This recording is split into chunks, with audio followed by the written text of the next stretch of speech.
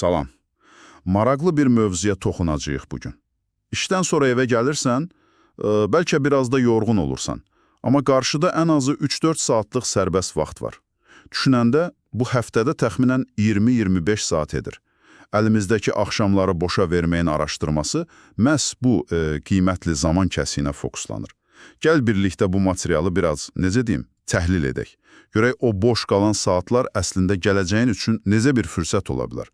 Xüsusən də indi həyatının bu aktiv, qurucu dövründə. Bəli, bu saatları toplayanda həqiqətən böyük bir rəqəm alınır. Düşün, ildə 1000 saatdan çox. Təsəvvür edirsən? Wow, 1000 saatdan çox. Ciddidir. Araşdırmada da vurğulanır ki, çoxumuz bu vaxtın potensialını, yəni tam dərk etmirik. Çox zaman, belə deyək, avtomatik olaraq ya televizorun qabağına keçirik, ya da sosial mediada saatlarla itib batırıq.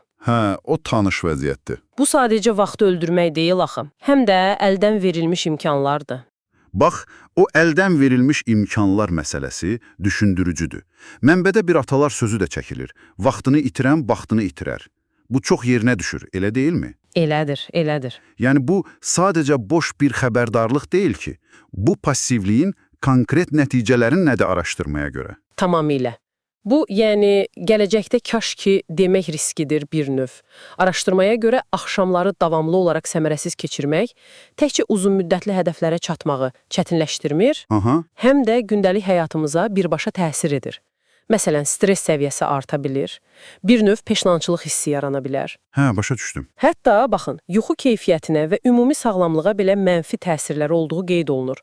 Şəxsi inkişaf üçün, yeni bacarıqları öyrənmək üçün fürsətlər itirilir. Ailə ilə, dostlarla vaxt keçirmək də bura daxildir yəqin. Əlbəttə, münasibətləri dərinləşdirmək imkanı qaçırılır və xüsusilə də ekran qarşısında uzun saatlar keçirmək passivlik kimi, vaxt etkisi kimi göstərilir. Aydındır. Deməli, riskləri anladıq, gəl indi pozitiv tərəfə fokuslanaq. Bu qiymətli 3-4 saatı necə həqiqətən dəyərli edə bilərik? Material hansı konkret, yəni həyata keçirilə bilən ideyalar verir? Çox yaxşı sualdır. Material əslində çox həvəsləndirici, maraqlı yollar göstərir. Gəl bunları bir neçə istiqamətə bölək. Buyurun. Birincisi, zehni inkişaf. Yəni, yeni biliklər üçün kitab oxumaq olar. Beyni aktivləşdirmək üçün yeni bir dil öyrənmək olar. Dil öyrənmək həmişə yaxşı fikirdir. Ya da maraqlandığın bir sahədə onlayn kurs götürmək. Çox maraqlıdır ki, araşdırma zəkanın statik olmadığını deyir. Yəni, məşğul olduqca inkişaf edir. Bu vacib məqamdır. Hətta gündəlik yazmaq belə özünə ifadə və düşüncəni aydınlaşdırmaq üçün güclü bir vasitədir. Sonra ruh və bədən məsələsi var.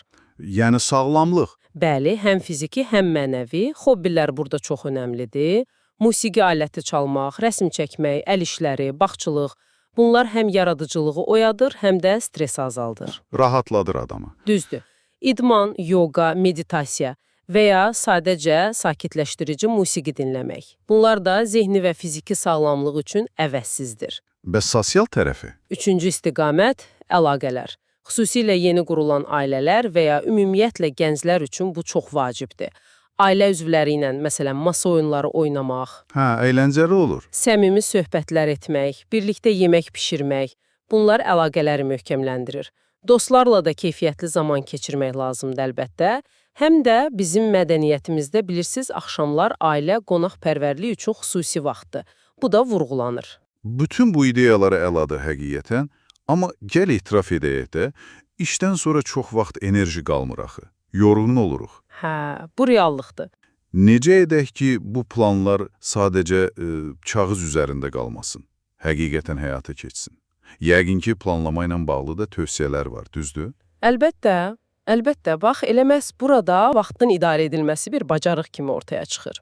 Yorğunluq var, amma kiçik addımlarla başlamaq həmişə mümkündür. Necə məsələn? Araşdırmanın tövsiyələri belədir. Məsələn, gün ərzində axşam üçün çox kiçik, real bir hədəf qoymaq. Çox kiçik. Nə kimi? Bu axşam 15 dəqiqə filan kitabı oxuyacam və ya yarım saat gəzintiyə çıxacam. Belə sadə.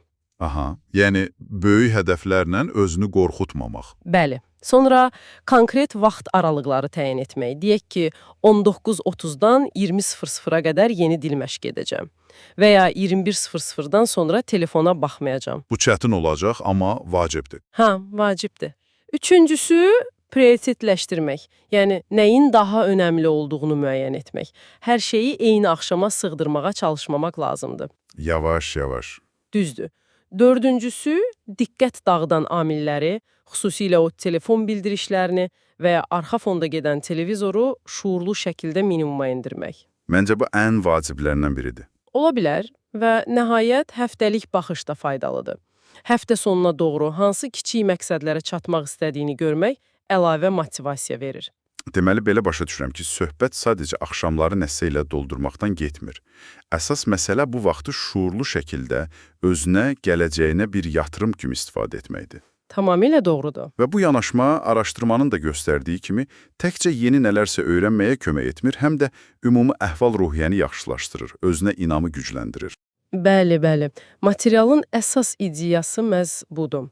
Məqsədyönlü şəkildə istifadə edilən axşam saatları, bunlar təkcə həmin günü deyil, uzun vədədə bütün həyat keyfiyyətini yüksəldə bilər. Çox maraqlıdır. Bu, daha mənalı, daha sağlam və nəticə etibarilə daha uğurlu bir həyata aparan yolda əslində.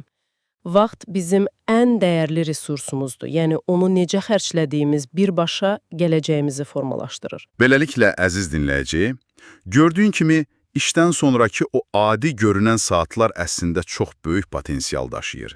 Bəs sən bu potensialı reallaşdırmaq üçün bu axşam hansı ilk kiçik addım atacaqsan? Bu barədə düşün. Və biraz fərqli düşünmək üçün də bir sual verim. Təsəvvür et ki, axşamların sənin şəxsi inkişaf layihəsi üçün ayrılmış xüsusi zamandır. Bu layihənin yeganə məqsədi sənin özünü və sevdiklərinin əlaqəni daha da yaxşılaşdırmaqdır. Maraqlı yanaşmadır. Hə, bax bu layihəni necə idarə edərdin, hansı addımları atardın?